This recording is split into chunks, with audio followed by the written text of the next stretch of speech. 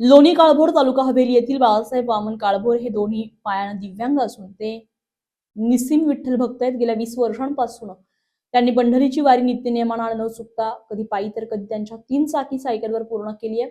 वारीची ही अखंड परंपरा यावर्षी तुटेल का अशी काही भीती त्यांना वाटत असून यंदा त्यांनी 3 चाकी सायकल खराब झाल्यामुळे वृद्धापकाळामुळे यंदा वारी चुकते की काय अशी काळजी लागलेली होती।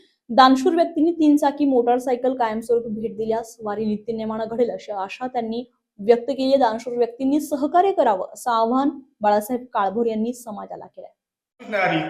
नमस्कार, माझे नाव बाळासाहेब वामन काळभोर, राणा लोणी काळभोर तालुका हवेली पुणे। मी मागील 20 वर्षापासून देहू ते पंढरपूर पायी वारी करीत असून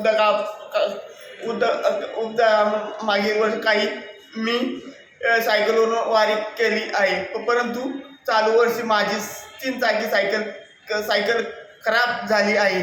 त्यामुळे ह्या वर्षी माझी पांडुरंगाची वारी घडेल की नाही याची मला चिंता लागून राहिलेली आहे।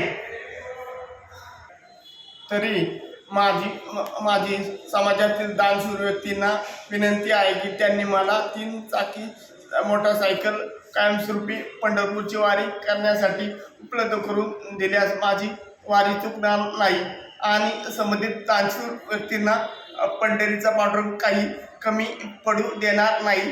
तरी मी समाजातील दानशूर व्यक्तींना माझी पुन्हा एकदा हात जोडून सहकार्याची